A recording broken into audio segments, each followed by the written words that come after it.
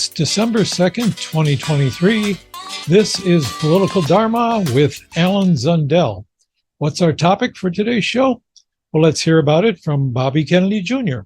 Hey everybody, Robert F. Kennedy Jr. here. I'm reaching out to you about an important matter called ballot access. Because I'm running as an independent candidate, we have to tackle a massive challenge of getting on the ballot in all 50 states. That means collecting millions of signatures, which is going to end up costing us about $15 million.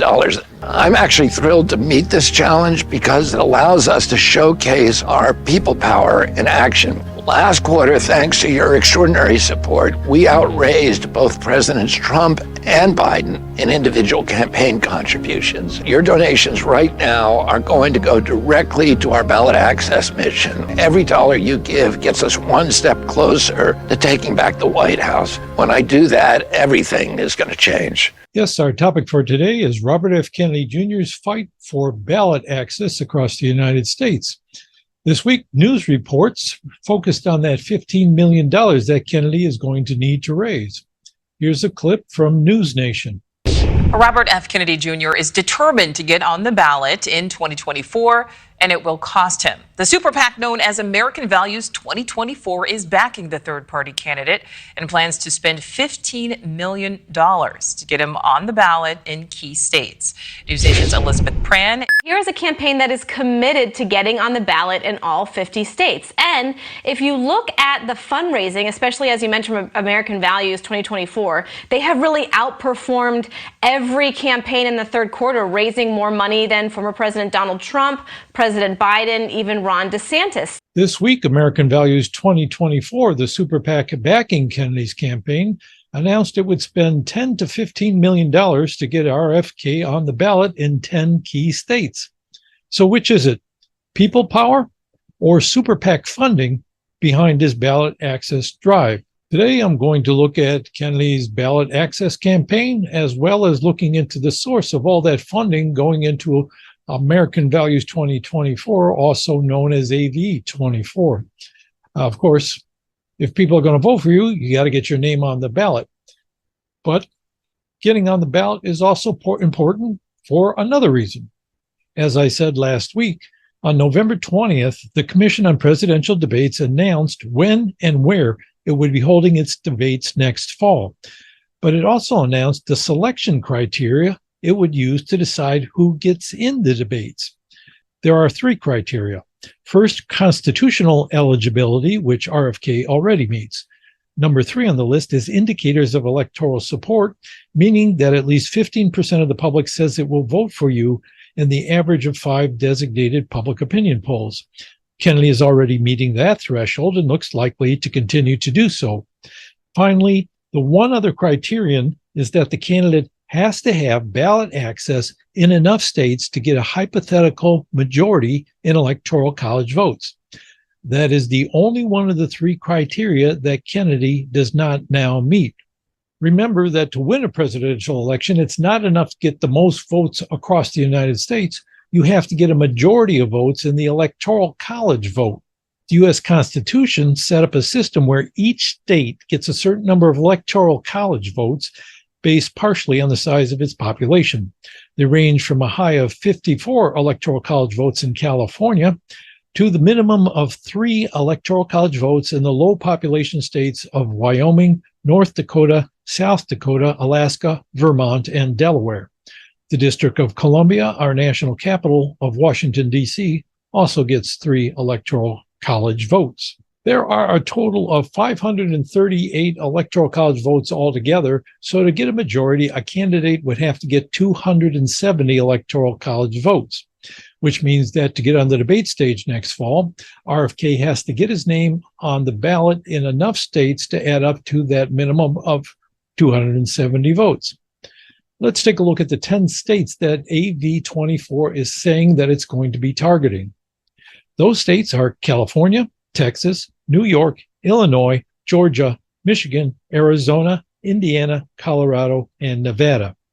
Together, these states have a total of 210 electoral college votes, just 60 short of what would be needed to win a majority in the electoral college. The ballot access requirements for independent candidates are different in the various states.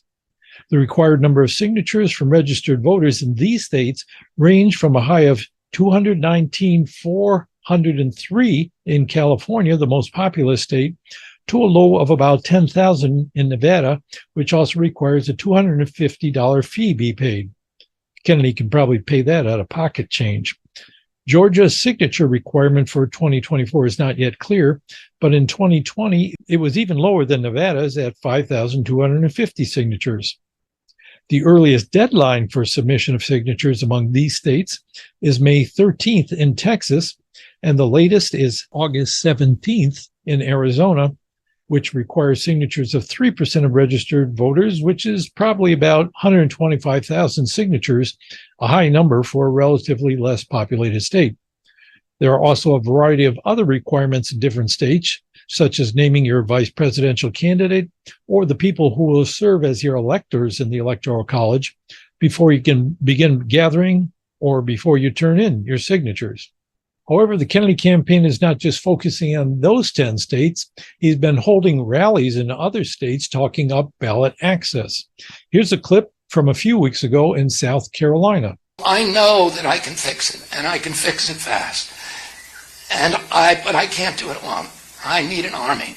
I need your help, and particularly, I need your help now getting on the ballot in each state. The Democratic and Republican parties are going to try to prevent me from getting on the ballot. We have 250,000 volunteers now. We are getting bigger crowds than any of the other presidential candidate, with the exception of Donald Trump. And we are already way ahead of our metrics for getting on the ballot in the states where we are legally permitted to go after them. States like Maryland, we're double where we're supposed to be at this time. So I know we can do it, but we need a lot of help, and we need you to do it.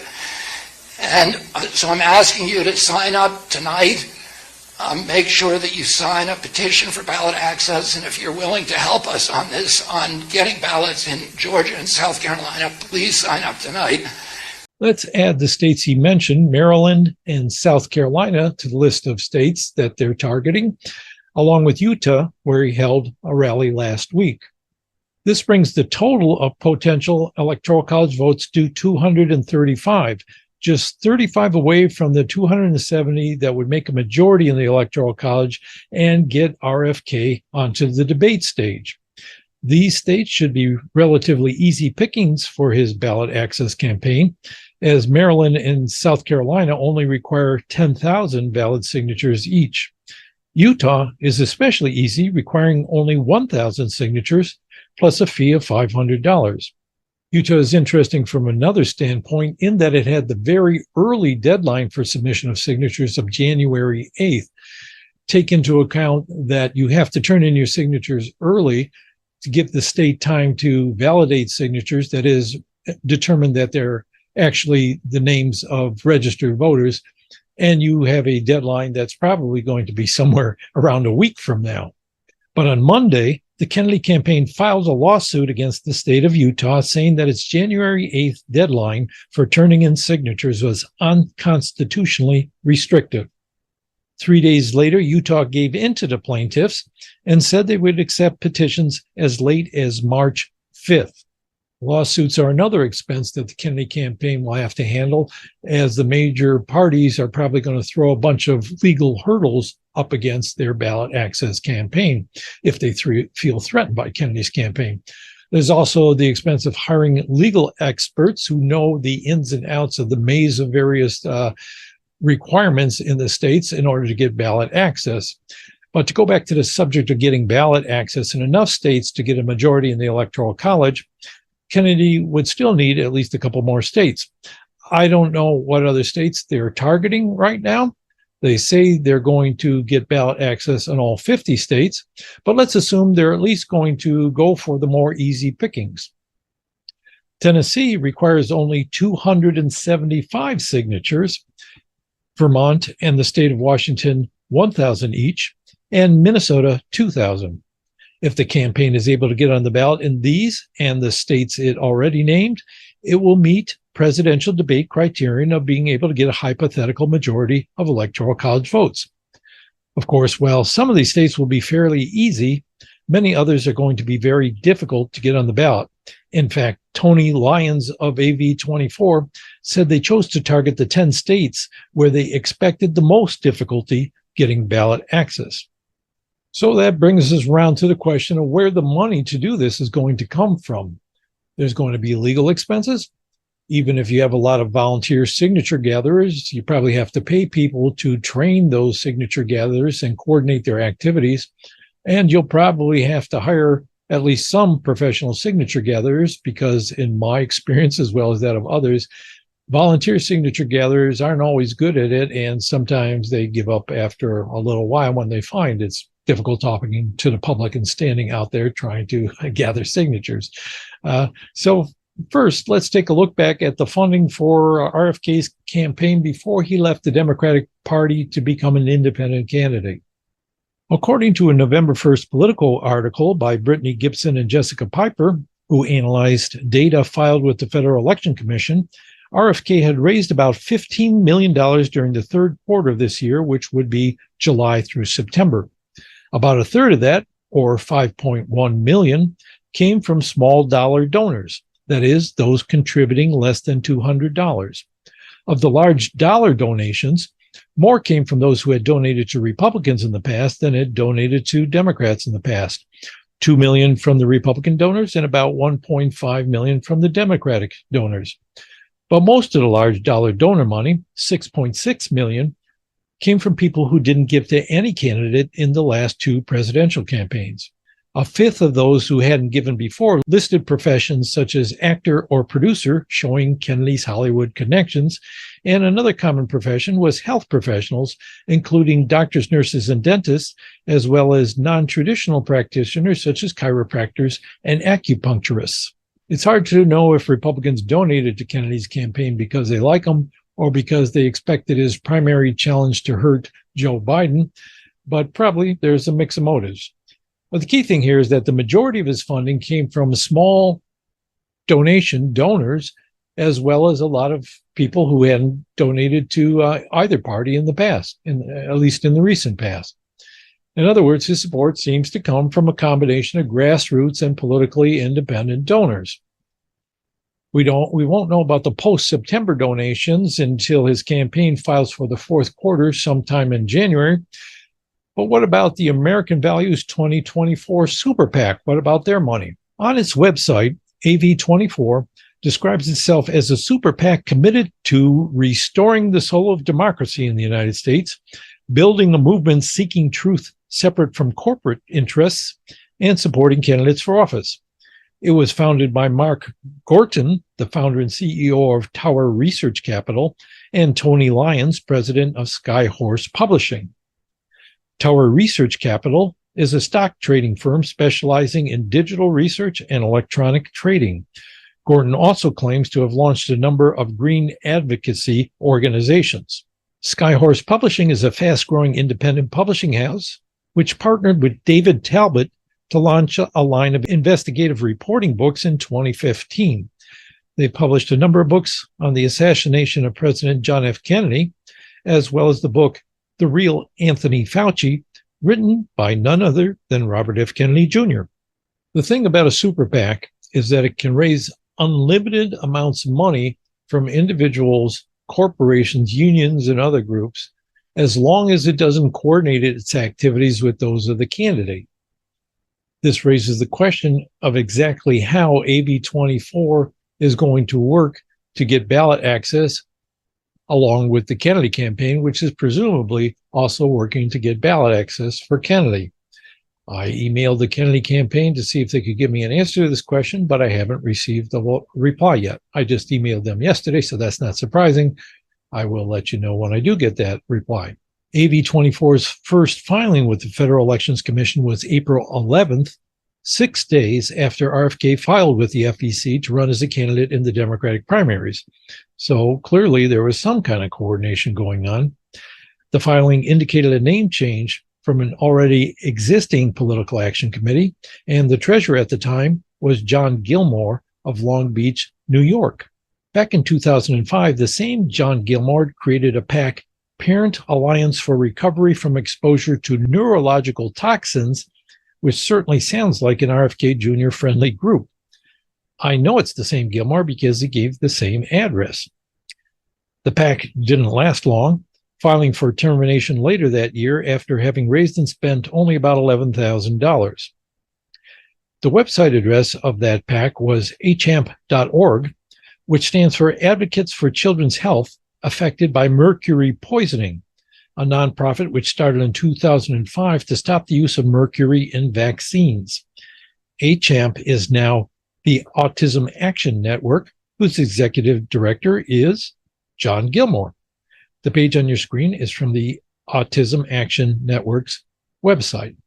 What I get out of this is that John Gilmore has been an activist in vaccine safety and autism issues and was the treasurer of the PAC that was renamed the American Values 2024 PAC this year. Tony Lyons of Skyhorse Publishing, who published RFK's book on Anthony Fauci, replaced Gilmore as treasurer. I've not yet been able to identify the name of that original PAC that became AV24, but I assume that it ceased its activities already and was a convenient vehicle for those who wanted to back RFK's campaign with some kind of super PAC. In July, news reports revealed that AV24 got more than half of its nearly $10 million in donations from Timothy Mellon, a billionaire heir to the Mellon banking fortune, who also gave millions to back Donald Trump in 2020 and millions to help pay for a border wall at the Mexican border, which is an issue that also animates RFK. He's in favor of greater border restrictions. Most of the rest came from Gavin DeBecker, a security specialist who's also given to both Democrats and Republicans in the past. Oddly, I've also seen an October 7th news report by Catherine Underwood in the Market Realist that Mellon has donated to Democratic campaigns, including those of Alexandria Ocasio-Cortez and Tulsi Gabbard, quite an eclectic group. As for DeBecker, he provides security services to the Kennedy campaign, although as far as I can tell, he hasn't yet received back anywhere near what he contributed to AV24. So far, the principal people behind AV24 look like a small circle, most of whom who have some ties to Kennedy or the issues he has advocated for. Nothing nefarious as far as I can tell, but perhaps a little incestuous. More recently, AV24 said it had raised at least $28 million as of early October, this according to a December 4th article in the New York Times. It's not required to file donor and expenditure information for the last half of this year until the end of January. The 28 million figure would mean that AV24 has raised about $18 million since July, almost twice as much as it raised during the first half of the year. We won't know until February who gave that money or what it's been spent on, but so far it looks like the PAC has relied on a very small group of big money donors. So it'll be interesting to see how much it has broadened its base of donors in the last half of this year. But then again, that's the very point of super PACs, to allow billionaires and millionaires to circumvent campaign finance restrictions by backing a candidate without giving directly to his political campaign. So how much that concerns you is up to you. But to me, it does raise a question about a candidate who is opposing corporate influence over government being backed by a small circle of billionaires and millionaires, at least one billionaire and one millionaire.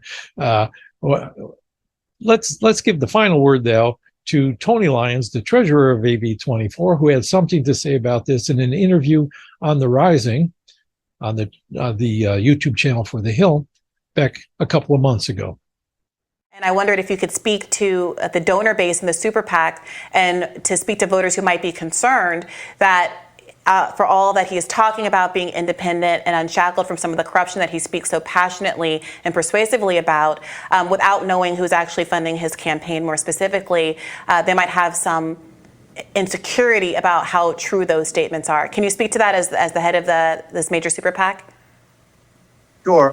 We intend to start running advertisements nationally to try to get small donors. We have not yet gotten small donors. So we've gotten a small number of very large donors on the right and on the left. That's, public information. It's right down the middle. So far, it's been, a very difficult process to get started. And it's amazing that we've done so well, that we've raised so much money. So that the total that we've raised so far is $16.5 million. And we believe that, after next week, if it goes how I think it's going to go, we will raise $5 or $6 million in that next week. And Tony, I mean, it costs a lot of money to run for president.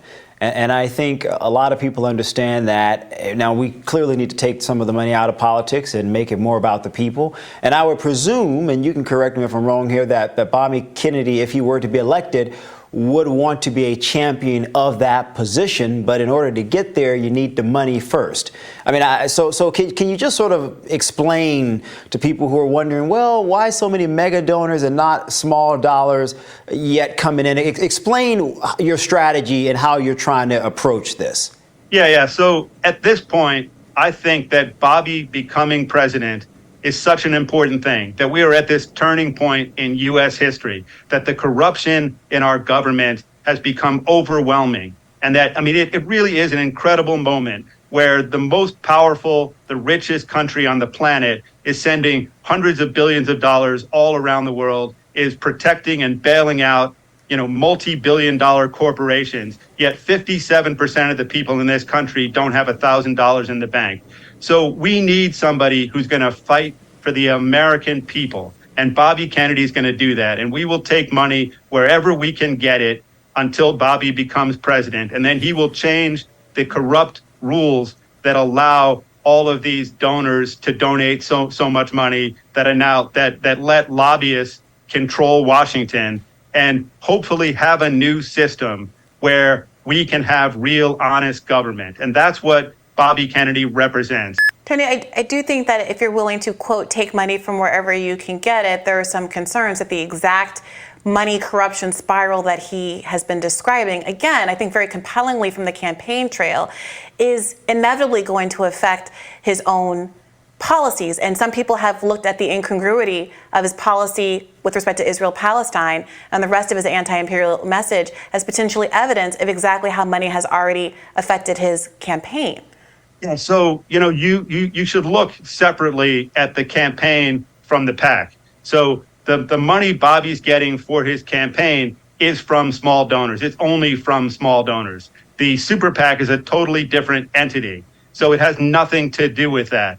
But it is also a question of, how do you get a Super PAC that can have some power, that can have some impact when you're up against PACs that have 10 times or 20 times the money we have, maybe even 50 times. So, we are running a bare, sort of like a grassroots organization. We've hired 70 people. We're employing people all around the country to get Bobby's message out and to counter the lies and the propaganda that have misled the public to believe that he's somebody who he isn't, and that he believes things that he doesn't, and that he would do things that he certainly won't do. Well, that's it for this week, but I'm going to continue to follow these and related issues in future shows. So if you like this show, please subscribe, like, share, promote it however you can. Leave comments below as well. I do answer some of them, particularly those that are raising objections to what I say or asking questions. And I hope you'll come back and view me again next week when I don't know what the topic is, but I've been following Robert F. Kennedy Jr. so far and probably will continue to do so unless something else exciting in the presidential race emerges. All right, goodbye for now. With ease, I see the chains are breaking. We gained our focus, the moves we're making will prove to determine our self-worth as a passenger on this vehicle Earth.